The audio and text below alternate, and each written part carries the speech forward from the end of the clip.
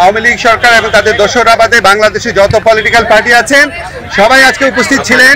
নানান মত পথ আদর্শের ভিন্নতা ছিল, কিন্তু সবাই একত্রে বাংলাদেশের সার্বভৌমত্ব, অস্তিত্ব, স্বাধীনতা এবং মর্যাদা রক্ষার প্রশ্নে সবাই ঐক্যবদ্ধ থাকার ঘোষণা দিয়েছেন এবং ঐক্যমত জানিয়েছেন।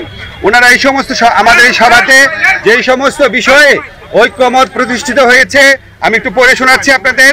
প্রথমেই ভারতে যে বাংলাদেশ বিরোধী বিভিন্ন তৎপরতা চলছে, বাংলাদেশের উপ হাইকমিশনে হামলা, বাংলাদেশ বিরোধী প্রচারণা, বাংলাদেশের অভ্যন্তরীণ ব্যাপারে হস্তক্ষেপ, এসবের তীব্র নিন্দা জানানো হয়েছে এবং ভারতের এই সমস্ত পদক্ষেপের বিরুদ্ধে বর্তমান সরকারের যে আত্মমর্যাদাশীল এবং সাহসী ভূমিকা তার প্রশংসা করা হয়েছে এবং সরকারের সাথে সলিডারিটি প্রকাশ করা হয়েছে।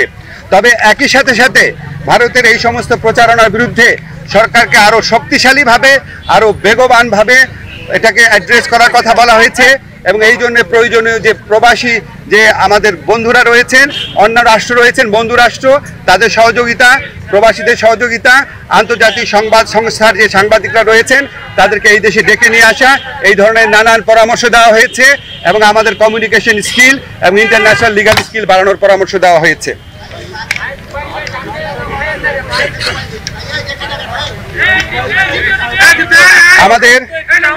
আমাদের একই সাথে সাথে ভারতের সাথে বাংলাদেশের যত চুক্তি হয়েছে গত 15 বছরের ফ্যাসিস্ট শাসন আমলে সেটা প্রকাশ করার দাবি করা হয়েছে এবং একই সাথে সাথে রামপাল সহ বাংলাদেশের জন্য ক্ষতিকর যে সমস্ত চুক্তি আছে সেগুলি বাতিল করার দাবি করা হয়েছে। বাংলাদেশের প্রতি ভারতের যে অর্থনৈতিক নিপীড়ন, যে সাংস্কৃতিক আধিপত্য প্রতিষ্ঠার চেষ্টা, অভ্যন্তরীণ ব্যাপারে নাক গলানোর চেষ্টা, সেটার নিন্দা জানানো হয়েছে এবং ভারতকে বাংলাদেশের প্রতি মর্যাদাশীল আচরণ করার, সৎ প্রতিবেশী সুলভ আচরণ করার আহ্বান জানানো হয়েছে। আচ্ছা, আমাদের এই পরিস্থিতি মোকাবেলায় ভারত বাংলাদেশ বিরোধী যে বিভিন্ন প্রচারণা চালাচ্ছে, এই পরিস্থিতি মোকাবেলায় সকল সম্প্রদায়ের মানুষের ভূমিকার প্রশংসা করা হয়েছে এবং সাম্প্রদায়িক সম্প্রীতি যে কোনো উস্কানির মুখে অটুট রাখার প্রত্যয় ব্যক্ত করা হয়েছে। সবশেষে সবাই একটা জিনিস বলেছেন যে আমাদেরকে আর শক্তিহীন, দুর্বল, নতজানু ভাবার কোনো রকম কোনো অবকাশ নাই।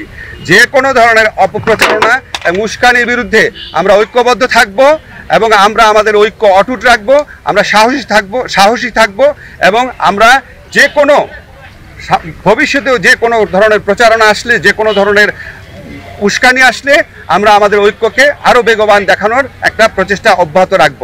একই সাথে সাথে আমাদেরকে বলা হয়েছে, এটা প্রস্তাব আকারে আসছে যে আমরা যে গোটা জাতি এই যে ভারতের অপপ্রচারণার বিরুদ্ধে ঐক্যবদ্ধ রয়েছি, এই জন্য আমরা সবাই মিলে একটা সমাবেশ করতে পারি কিনা, সবাই মিলে একটা পলিটিক্যাল কাউন্সিল করতে পারি কিনা, এমনকি নিরাপত্তা কাউন্সিল করতে পারি কিনা, এই ধরনের প্রস্তাব আনা হয়েছে।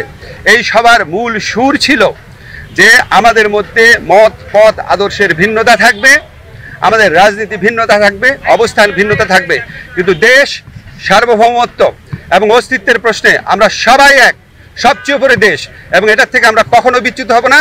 বাংলাদেশকে দুর্বল, শক্তিহীন, নতজানু ভাবার কোনো রকম অবকাশ নাই। এটা এই জাতীয় ঐক্যমতে, এটা একটা জাতীয় সমাবেশের মধ্যে দিয়ে, সকল রাজনৈতিক সমাবেশের মধ্যে দিয়ে এই বার্তা প্রকাশ করতে, এই বার্তা জানিয়ে দিতে বলা হয়েছে। আপনাদের ধন্যবাদ। Thank you.